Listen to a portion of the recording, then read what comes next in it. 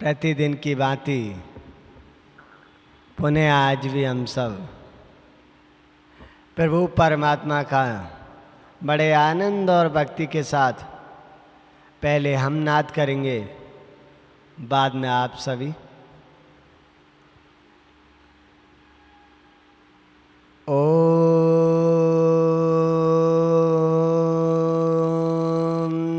नमः सिद्धेभ्यः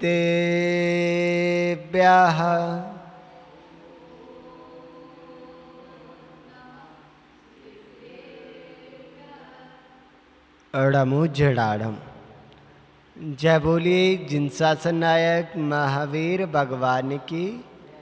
परम पूज्य आचार्य भगवान गुरुदेव श्री वसुनंद जी महामुनि राज्य की, मुनि श्री पुण्यानंद महाराज की।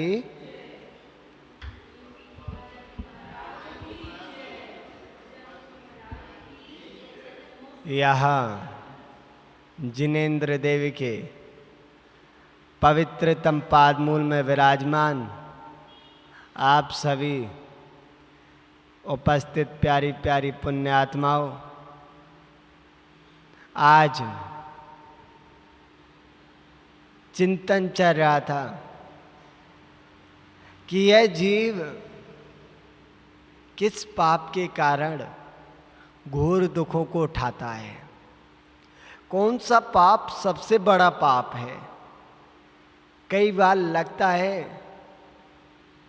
कि हिंसा पाप है, कई बार लगता है झूठ सबसे बड़ा पाप है, कई बार लगता है चोरी सबसे बड़ा पाप है, कई बार लगता है श्रावकों को जमी कंद खाएंगे तो बहुत बड़ा पाप होगा, कई बार लगता है रात्रि में भोजन करना सबसे बड़ा महापाप है। लेकिन आचार्य भगवान कहते हैं कि एक पाप सबसे बड़ा है। जो उस पाप से बच गया वो जीवन में अपनी आत्मा को परमात्मा अवश्य बना लेता है। लेकिन क्या करें, वो पाप छूटता ही नहीं। आप जमी कंद छोड़ देते हो, रात्रि भोजन छोड़ देते हो, अन्य भी वस्तु जो अवक्ष उनका भी त्याग कर देते हो, जाप लगाते हो और भी जो पाप उनका त्याग कर देते हो, लेकिन वो पाप नहीं छूटता। महाराज जी क्या करें, कोई मंत्र तो दो। वो पाप ऐसा है मंत्र से भी नहीं छूटता। कौन सा पाप है? लोभ। सबकी अलग अलग परिभाषाएं हैं। कोई कह रहा है लोभ, कोई कह रहा है माया, कोई कह रहा है क्रोध। लेकिन आप सभी भी अपनी जगह सही हो। एक अपेक्षा से एक बार एक व्यक्ति ने पृथ्वी से पूछा, अरे पृथ्वी जरा ये तो बता, तेरे ऊपर इतने सारे पर्वत हैं, इतने सारे समुद्र हैं, तुझे बाहर नहीं लगता, तुझे कष्ट नहीं होता? तो पृथ्वी बोली, नहीं मुझे इनका कष्ट नहीं लगता, ये भाव स्वरूप नहीं है। मेरे ऊपर अगर कोई भार है तो मात्र दो हैं। तो कौन है? ना भारा पर्वता भारा, ना भारा सप्त सागरा, निंद का ही महाभारा, तथा विश्वासघातिका। नीतिकार कहते हैं कि जो दुनिया में निंदक है उससे बड़ा कोई पापी नहीं। जो निंदा कर रहा है, निंदा का रस पी रहा है, उससे बड़ा कोई पाप नहीं। जिन्होंने भी निंदा की उनका कितना पतन हुआ आप लोग स्वाध्याय करते हो, देखते हो। लेकिन क्या करें महाराज जी, निंदा का रस इतना अच्छा रस है, ना चाहते हुए भी कानों में प्रवेश कर जाता है। आप पूजन कर रहे हैं और बगल में दो महिला निंदा करें, अरे बहन तुझे पता है मेरी बहू ऐसी है, मेरी सास ऐसी है, उसने ये किया। तुम अपनी पूजन छोड़ के उनकी बातों में लग जाओगे, बड़ा आनंद से सुनते हो। तुम जिस व्यक्ति को नहीं जानते उस व्यक्ति के बारे में भी अगर कोई बात चल रही हो, हाँ हाँ वो से तो मैं अच्छे से जानता हूँ, वो ऐसा ही था, उसने जरूर काम किया होगा ऐसा। बड़ा आनंद से मजे से लेते हो। महान भाव। एक पशु होता है, विमलनाथ भगवान का चिन्ह, क्या नाम है उसका? विमलनाथ भगवान का जो चिन्ह होता है, हाँ, उस शब्द को हम अपने मुंह से ना लें तो ज़्यादा उचित रहता है। उसका कार्य क्या होता है ललित भाई? उस जानवर का काम क्या होता है? गंदगी साफ करना और उस गंदगी को अपने अंदर ग्रहण कर लेना। ऐसे ही जो निंदक होता है, निंदा करने वाला होता है बेटा, वो दूसरे की गंदगी को अपने अंदर ग्रहण करता है, दूसरा साफ हो जाता है, पाप से मुक्त हो जाता है, लेकिन उस पाप के फल को अपने अंदर ग्रहण कर लेता है, उस पाप के फल को स्वयं भोगता है। महान भाव। लोग निंदा कर करके कितना पाप कमा लेते हैं अभी उन्हें पता नहीं, लेकिन जब उस पाप का फल भोगते हैं तो वो कहते हैं हाय भगवान, हमने कौन सा पाप किया।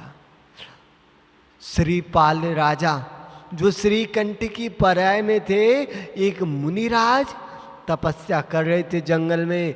गर्मी का समय, पसीना आ रहा था, धूल मिट्टी उड़ के उनके शरीर से चिपक रही थी और फिर वह धीरे धीरे बह रही थी पसीना के माध्यम से। तो राजा ने क्या कहा? लगता है कोड़ी है, कोड़ी। क्या कहा? कोड़ी है। और साथ में जो 700 सैनिक थे उन्होंने कहा नहीं, उस निंदा का आनंद लिया, ताली बजाई। तो क्या हुआ? वो श्रीपाल भी कोड़ी बना और उसके साथ में जो 700 सैनिक थे ना बाबा, वो भी कोड़ी बने। इसलिए ध्यान करना, महाराज जी हम निंदा करते नहीं है, अगर कोई करता है तो हम तो सुन लेते हैं, हम थोड़ी कर रहे, हम तो बस सुन ही रहे। ध्यान रखना, जो निंदा कर रहा है उसको भी उतना पाप लगेगा श्वेता, और जो निंदा सुन रहा है ना उसको भी उतना पाप लगेगा। कृत, कारित और अनुमोदना, 3 चीज होती हैं। जो कर रहा है उसको भी मिलता है, जो करा रहा है। अरे सुनो, एक काम करो, ये फोटो खींचो, देखो वो क्या कर रहा है, जल्दी बनाओ उसकी वीडियो और उसे व्हाट्सएप पे डाल दो। मैं नहीं डाल सकता, मेरा त्याग है डालने का, मेरा निंदा करने का डाल है। तुमने करवाया तो तुम्हें भी पाप लगेगा। और अनुमोदना कर रहे हो, बढ़िया किया इसने, मन ही मन में अनुमोदना करो, इसने बढ़िया किया, इनके साथ तो ऐसा ही होना चाहिए था, इनको बदनाम कर दिया। निंदा नहीं करना है। ध्यान रखना, पूज्य गुरुदेव कहते हैं हमसे, जिस दिन संग में आए थे, बेटा तू कुछ भी करना, कुछ भी मत करना, तू हर पाप को धो लेगा, लेकिन कभी निंदा मत करना।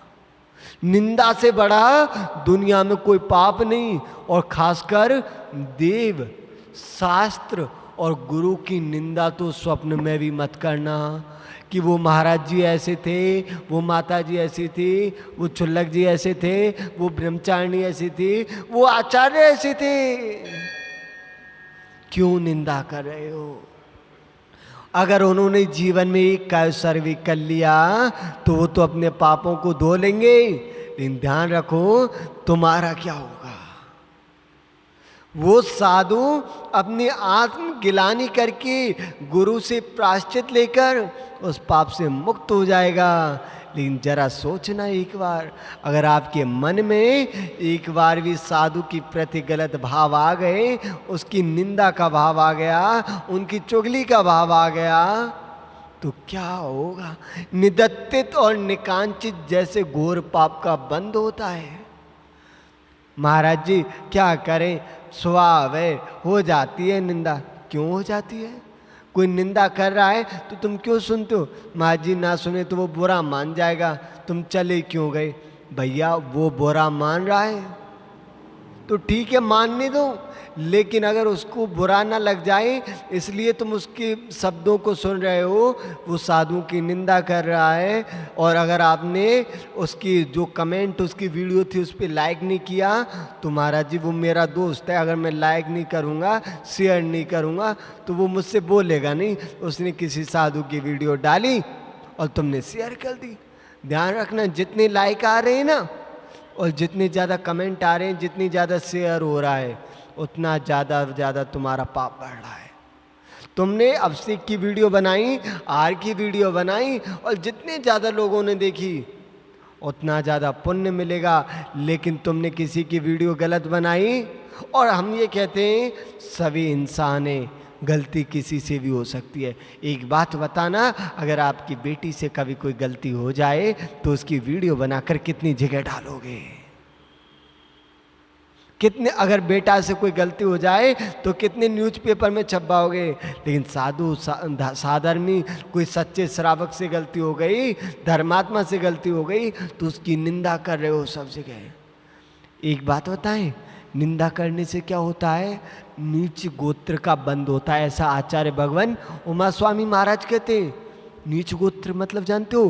क्षुद्र लोग जो गंदगी सफाई करते हैं, क्या, जो गंदगी साफ करते हैं, जो गंदे काम करते हैं, उनको कहते हैं क्षुद्र लोग, उसमें जन्म होता है। और नीच गोत्र का बंद कहाँ होता है? जो कर्म सिद्धांत का अध्ययन करते हैं उनको पता होगा, पहले गुण स्थान में। पहला गुण स्थान का नाम क्या है? मिथ्यात्व, यानी कि जिस समय आप पूजन भी कर रहे हो भगवान के सामने बैठ के, ध्यान रखना, जिस समय आप अभिषेक भी कर रहे हो, मुनिराज को आहार भी दे रहे हो, और निंदा कर रहे हो किसी की, तो आप पहले गुण स्थान में चले गए, आप सम्यक दृष्टि नहीं हो। और अगर इस समय अगर आयु का बंद होता है तो नियम से मानना आपका नीच गोत्र में हो सकता है, क्योंकि निंदक की एक गति वो है नीच गति। आज जो लोग निंदा के पात्र हैं, आज जिन लोगों को सभी लोग गाली दे रहे हैं, जिनका अपमान कर रहे हैं, तिरस्कार कर रहे हैं, उन लोगों ने भी पूर्व में पहले किसी का तिरस्कार किया होगा, नीचा दिखाया होगा, उसकी निंदा की होगी। जो कर रहा है उसे करने दो, ना अनुमोदना करो, ना कृत करो, ना कारित करो, वो भरेगा। अरे कवरा तेरी झोंपड़ी कट घरियन के पास, जे करन लगे ते भरन लगे, तू क्यों भयो दास? अरे भैया, जो कर रहा है उसे करने दो। तुम्हें अगर रोकने की सामर्थ्य है तो रोक दो, नहीं रोक सकते तो उसकी वजह से तुम और पाप मत कमाओ। तुम्हारे पास अधिकार है, तुम्हारे पास पुण्य है कि भैया मत कर, तो ठीक है। अगर वो नहीं मान रहा तो वहां से दूर हो जाओ। जो कर रहा है वो भर रहा है, जो जहर खाएगा वो मरेगा, जो जहर नहीं खाएगा वो कभी नहीं मरेगा। इसलिए भैया तुमने बता दिया, ये जहर ऐसे मत खा बेटा, मत खा, तू मर जाएगा। लेकिन वो नहीं मान रहा तो भैया तू जान, तुझे जो ठीक लगे वो कर, मैं इसमें कोई अनुमोदना नहीं करूँगा। महान भाव। इसलिए जीवन में कभी भी निंदा मत करो। जो निंदा करता है वो विकलांग होता है, वो गूंगा होता है, वो बहरा होता है, वो अपंग होता है, वो अनाथ होता है, उसका परिवार खत्म हो जाता है, उसका वंश खत्म हो जाता है। इसलिए जीवन में क्या नहीं करना है? हम कहते हैं एक माला चाहे कम कर लेना, एक पूजन कम कर लेना, और मंदिर चाहे तुम 4 टाइम आते हो, 1 टाइम आ जाना। लेकिन जीवन में कभी निंदा मत करना। महाराज जी क्या करें, कोई कर रहा है, हो जाती है, अचानक निकल जाते मुंह से, प्रयास करो। अनादिकाल से यही संस्कार रहे, इसलिए अपन दुखों को पा रहे हैं। जीवन में एक कसाई जितने पाप करता है ना, एक कसाई जानते हो जो बकरा, मुर्गा, बकरी, मछली आदियों को मारता है बेरहमी से, जितना पाप करता है ना वो पूरे जीवन में उतना पाप एक बार निंदा करके कमा लेते हो। तो सोचो, तुमसे अच्छा तो वो कसाई है, तुमसे अच्छा तो कसाई। एक बार आंख बंद करो और एक बार सोचो तुम लोगों ने कितना निंदा की, कितने लोगों की। एक सेकंड के लिए आंख बंद करके देखो, करो, और सोचो कि आज अगर हमें उस निंदा का फल मिला तो हमारी क्या हालत होगी। शरीर फूट जाएगा, खून पीप मवाद की धाराएं बह जाएंगी, और जब कहोगे भगवान अब बचा लो। कितनी लोगों की निंदा की, कितने लोगों को नीचा दिखाया, कितने साधु संतों का अपमान किया, कितने त्यागी वृत्तियों के बारे में बुरा बुरा कहा। इसलिए कोई बहुत सारे लोग, अरे महाराज जी वो भैया जी ऐसे हैं, वो दीदी ऐसी हैं, वो अपनी अपनी चलाते हैं, पता नहीं क्या। भैया उनकी निर्मल भावनाओं को भी तो देख लो एक बार। कोई भी त्यागी वृत्ति ये नहीं चाहता कि जिन साधु संत के साथ मैं रह रहा हूं उनको कष्ट हो, उनका आहार बिगड़े, उनका विहार बिगड़े। वो बस व्यवस्था बनाते हैं क्योंकि उनको पता है। और तुम्हें क्या लग रहा है छोटी बुद्धि से वो अपनी अपनी चलाते हैं। वो अपनी नहीं, वो आपके साधु हैं, उनकी व्यवस्था बनाते हैं। इसलिए कभी भी किसी त्यागी वृत्ति के बारे में गलत मत बोलना, उनकी निंदा मत करना। कभी कोई साधु से, कोई साध्वी से गलती हो जाए, तीव्र पाप कर्म का उदय आ जाए, तो उसे उड़ाना मत, उसे ढकना। अब अगर जैन हो तो, क्यों जो श्रावक होता है, जो सम्यक दृष्टि होता है, उसके 8 अंग होते हैं। कितने अंग होते हैं? 8 अंग होते हैं। उनमें एक अंग होता है उपगूहन और एक अंग होता है स्थितिकरण। पहले उसे स्थित करो और फिर उपगूहन करो, उसके पाप को उड़ाओ मत। अपना जैन धर्म वैसे ही छोटा सा है और तुम उसी की खुद बदनामी करोगे। कल बता रहे थे भैया कि किसी ने एक वीडियो डाली एक संत की, कोई गलती हो गई, तीव्र पाप का उदय आ गया, तो फोन लगवाया, भैया ये गलत है, अपन सब जैन भाई हैं, अगर अपन ही ऐसी वीडियो वायरल करेंगे तो फिर अपना जैन धर्म कहाँ से सुरक्षित। जैन धर्म को खतरा बाहर के लोगों से इतना नहीं है जितना अपनी समाज के लोगों से। अपन की समाज के लोग ही अलग अलग वायरल कर रहे हैं। भैया गलती सबसे हो जाती है, वो अपने गुरु के पास जाकर प्रायश्चित ले लेगा। तुम निंदा करके क्यों पाप कमा रहे हो? देखो तुंगभद्रा ने मुनिराज की निंदा की हैं, जो रुक्मणी थी श्री कृष्ण की पटरानी, उसने पूर्व में मुनिराज की निंदा की, तो उनका क्या फल मिला? नरक में गए, दुर्गतियों में गए। कभी सूगर बने, कभी कुत्ता बने, कभी बकरी बने, कभी मुर्गा बने, कभी पेड़ बने, कभी त्रियंच बने, कभी नारकी बने। तो भैया अपन अपनी आत्मा को परमात्मा बनाने के लिए यहाँ मंदिर आते हैं।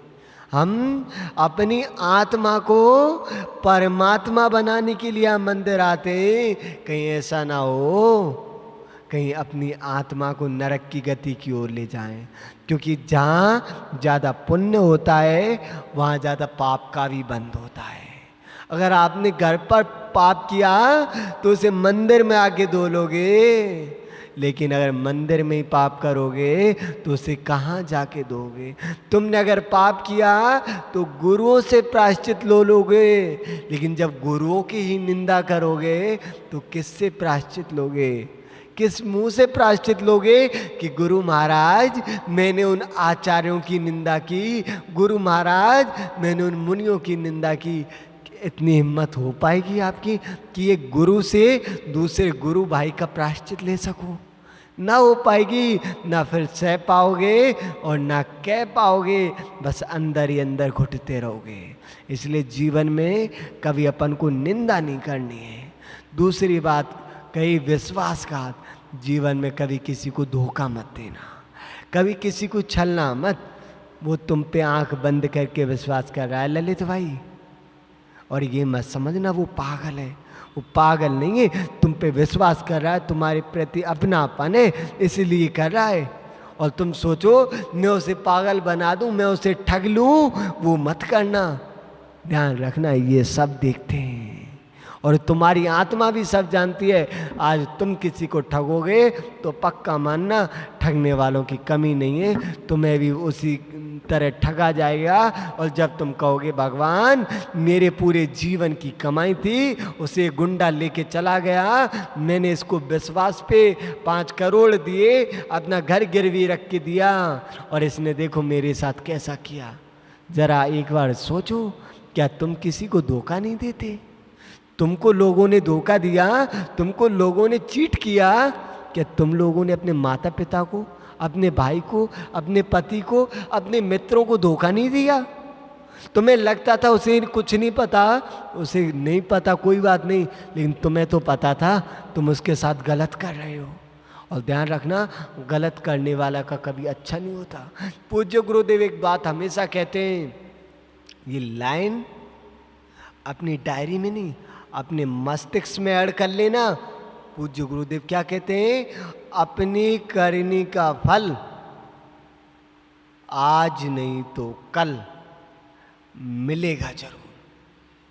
अपनी करनी का फल आज नहीं तो कल मिलेगा जरूर। चाहे तुम छुप छुप के करो, चाहे दिखा दिखा के करो, चाहे अच्छा करो, चाहे बुरा करो, चाहे निंदा करो, चाहे सम्मान करो, चाहे पुण्य करो, चाहे पाप करो, मिलेगा तुमको ही। ना पड़ोसी को मिलेगा, ना मुझे मिलेगा, ना इनको मिलेगा। ये जो कर रहे हैं वो इनको मिलेगा, और जो मैं कर रहा हूँ उसका फल मुझे मिलेगा। और जब मुझे ही भोगना है तो इतना करना पाप कि जितना तुम सह सको, जितना तुम सह सको उतना ही पाप करना। जब तुम्हें लग रहा है कि ये व्यक्ति अंधा है, किस कारण? इसने साधुओं की दोष देखे, गुण नहीं देखे। ये व्यक्ति गूंगा है, बहरा है, तो इस साधु की निंदा की। अगर आपका साधु की निंदा करने का भाव भी आए तो एक बार उस व्यक्ति को देख लेना जो बोल नहीं सकता, जो सुन नहीं सकता, जो निंदा सुनता है ना, वो एक बार जाके देख लेना। जो व्यक्ति कहते हैं भैया ये लोग क्या बात कर रहे हैं, कुछ समझ में नहीं आ रहा, सुनाई नहीं दे रहा, क्यों? क्योंकि तूने निंदा सुनी। और जो कुछ कह नहीं पा रहा, आज ये जितने भी जानवर हैं ना, जितने भी जानवर हैं, कुत्ता बिल्ली शेर बकरी, जितने भी जानवर हैं, सबने कहीं ना कहीं निंदा की, सबने निंदा की टोटल। इसलिए आज अपने दुख को किसी को कह नहीं पा रहे। किसी कुत्ते के पैर में चोट लग गई, पेट में दर्द हो रहा है, मुंह में दर्द हो रहा है, तुम वो कह पाएगा क्या? नहीं कह पाएगा। क्यों? क्योंकि पहले उसी मुंह से उसने साधर्मियों की निंदा की, चुगली की। तो ध्यान रखना, अगर तुम्हें ऐसा जानवर बनना है तो खूब निंदा करो, डेली निंदा करो, बहुत जल्दी बन जाओगे। और अगर आप चाहते हो, अगर हमें जानवर नहीं बनना, हमें पशु नहीं बनना, हमें पक्षी नहीं बनना, हमें पेड़ पौधे नहीं बनना, हमें नीच गति में नहीं जाना, हमें नरक में नहीं जाना, तो जीवन में कभी किसी की निंदा मत करना। ना अपनी सास की करना, ना अपने भाई की करना, ना अपने ससुर की करना, ना अपने पति की करना, ना अपने बच्चों की करना, ना पड़ोसी की करना। सबसे ज़्यादा निंदा होती है पड़ोसी की, सबसे ज़्यादा निंदा होती है अपनी सास की, सबसे ज़्यादा निंदा होती है अपने ससुर की। अरे जब देखो तब बुढ़ा पड़ा रहता है, हुक्म चलाता रहता है, ये तो मरी जाए। अरे भैया तुम क्यों पाप कमा रहे हो? उस जीव की वृद्ध अवस्था है, वो अपना फल भोग रहा है, तुम क्यों पाप कमाते हो? अरे तुझे पता है बहन, वो पड़ोसी ऐसा है, जब देखो तब कचरा फेंकता रहता है, तब ये करता रहता है। क्यों पड़ोसियों की निंदा कर रहे हो? जब जब संकट में फंसोगे ना, तब वो पड़ोसी काम आएंगे तुम्हारे। तुम्हारे घर में आग लग जाए किसी दिन, तो कौन बचाने आएगा? पड़ोसी बचाने आएगा तुम्हें। इसलिए कर्म ऐसे करो कि जब तुम्हें मदद की आवश्यकता पड़े तो तुम्हारी नज़र नीची ना हो जाए। किसी की निंदा करो, महाराज जी मैं तो सच बोलता हूँ, मैं झूठ नहीं बोल सकता। अरे भैया सच ऐसा भी मत बोलो कि तुम्हें घोर पाप का बंद हो जाए। हम नहीं कहते झूठ बोलो, मौन हो जाओ। क्या हो जाओ? मौन हो जाओ, सच नहीं बोल सकते तो। लेकिन झूठ भी मत बोलो, क्योंकि कहीं ऐसा ना हो तुम्हारे एक झूठ के चक्कर में लोग घोर पाप का बंद कर लें। इसलिए अपन को पहला काम क्या करना है, किसी की भी निंदा नहीं करनी है। अम्मा लोगों ध्यान से सुन लो, किसी की भी निंदा नहीं करनी है। और दूसरा, विश्वासघात, अपन को कभी किसी को चीट नहीं करना है, किसी के साथ विश्वासघात नहीं करना। तो महान भाव, एक छोटी सी बात याद आ गई, वो सुनाकर फिर अपनी शब्द समय कितना हो गया, हाँ लगभग हो गया। एक छोटी सी बात याद आ गई, वो सुना देते हैं। एक नगर में एक राजा रहता था, बहुत धर्मात्मा था, खूब सेवा भावी था, परोपकारी था। रात्रि में जाता नगर में, प्रजा का हाल चाल देखता, ये और समय समय पर ब्राह्मणों के लिए भोजन कराता। एक बार बहुत बड़े भोज का आयोजन किया, बहुत सारे आसपास के नगर के ब्राह्मण आए, सबके लिए शुद्ध भोजन बनवाया। लेकिन भोजन खुले में बन रहा था, भोजन खुले में बन रहा था। ऊपर से एक बाज जा रहा था, उसके पंजों में एक सर्प था और सर्प मरा हुआ था, अभी मरा था, तो उसके मुंह से जहर गिर रहा था और वो जहर उस भोजन में गिर गया। राजा ने अपने हाथों से सबके लिए भोजन परोसा, सबके लिए भोजन परोसा। भावना क्या थी, भगवान सब साधुओं का, सब ब्राह्मणों का अच्छे से भोजन हो जाए, मुझे शांति मिलेगी, मुझे सुकून मिलेगा। क्योंकि धर्मात्मा वो होता है जो किसी को खिला करके प्रसन्न हो, जो खुद खा करके प्रसन्न हो, वो धर्मात्मा नहीं। जो दूसरों को खिला करके प्रसन्न होता है उसे धर्मात्मा कहते हैं हम। लोग बड़े बड़े काम करते हैं, ठीक है, लेकिन अगर आपके सामने कोई भूखा बच्चा रो रहा है, तुमने उसे दुत्कार दिया, उसे इग्नोर कर दिया, तो तुम होंगे सब लोगों की दृष्टि में धर्मात्मा, लेकिन हमारी दृष्टि में तो अभी आप इंसान भी नहीं हो। महान भाव। और सबको भोजन परोसा। सभी ब्राह्मणों ने जैसे भोजन किया, कुछ क्षण के बाद सबको उल्टी होने लगी, दस्त होने लगे और वो जहर पूरे शरीर में फैल गया और सभी की मृत्यु हो गई। नगर में हाहाकार मच गया। राजा को भी बहुत दुख हुआ और उसने राजपाट को छोड़ा और सन्यास लेकर वन में चला गया। समय बीतता गया, राजपुत्र बड़ा हो गया और उसे पता चला कि मेरे पिताजी सभी ब्राह्मणों के लिए भोजन कराते थे, मेरे पिताजी सभी ब्राह्मणों के लिए भोजन कराते थे, तो मैं भी कराऊंगा। लेकिन जब सभी ब्राह्मण मर गए, तो ये वैदिक परंपरा का उदाहरण है, इसे अपने ऊपर नहीं लेना, लेकिन इसमें सार क्या है, उस सार को ग्रहण करना है। तो उसी समय यमलोक में बात चल रही थी कि चित्रगुप्त, ये जो पाप हुआ है, ये पाप का फल किसको दें, राजा को दें, बाज को दें, सर्प को दें, या जो भोजन बना रहे थे रसोईया उनको दें। बोले देखो महाराज, सर्प मरा हुआ था, कोई गलती नहीं, बाज अपना भोजन लेके जा रहा था, उसकी भी कोई गलती नहीं, जो बना रहे थे उनको भी नहीं पता कि आसमान से एक दो बूंद जहर टपकी और कम मिल गई, तो उनकी भी गलती नहीं। राजा के तो भाव ही अच्छे थे, तो उसकी कैसी गलती, तो फिर किसको दे ये पाप। बोले एक काम करो, इसकी पोटली बनाओ, अभी रख लो, बाद में काम आएगा, बाद में देंगे। लेकिन जैनिज्म कहता है जो जैसे भाव बनाता है उसी समय उस कर्म का उसको बंध हो जाता है। अभी वो पोटली रखी है। राजपुत्र बड़ा हो गया, उसने भी बहुत बड़े भोज का आयोजन किया, ब्राह्मण आ रहे थे, लेकिन एक व्यक्ति भागा हुआ आया और जो राजद्वार था, मेन गेट था, उस पर खड़ा हो गया और चिल्लाने लगा। क्या चिल्लाने लगा, कोई भी अंदर मत जाओ, ये राजा का पुत्र ये पापी है और इसका पिता भी पापी था, ये लोग हमारी प्रजा को मारना चाहते हैं, ब्राह्मणों को नष्ट करना चाहते हैं।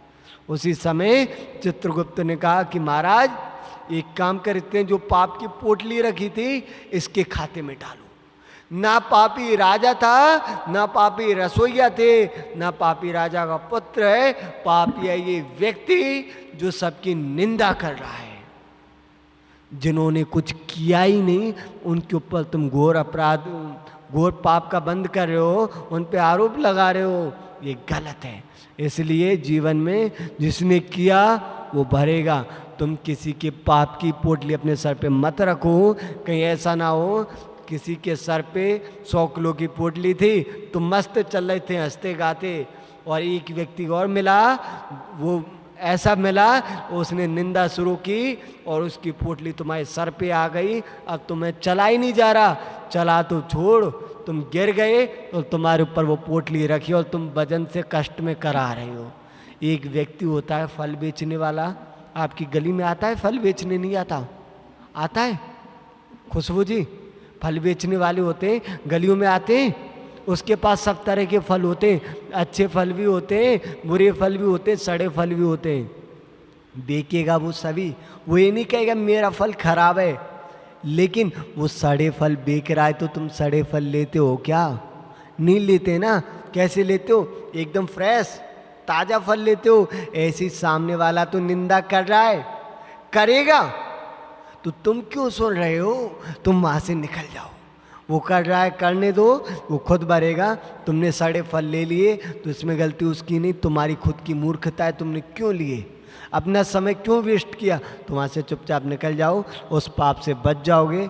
नहीं ऐसा ना हो उसकी वजह से वो तो पाप कमाए, तुम भी पाप कमा लो। अपन सब लोगों को पहले बुरी आदतों को छोड़ना है, अच्छी आदत धीरे धीरे आएंगी तो एक दिन हमारी आत्मा परमात्मा बन जाएगी। लेकिन पता चला हमने 1 साल तक खूब उपवास किए, जाप की, ध्यान लगाया, तप किया, आलदान दिया, ब्याह कराया और एक साधु की निंदा कर दी, पूरा पुण्य खत्म। अब बताओ काहे की?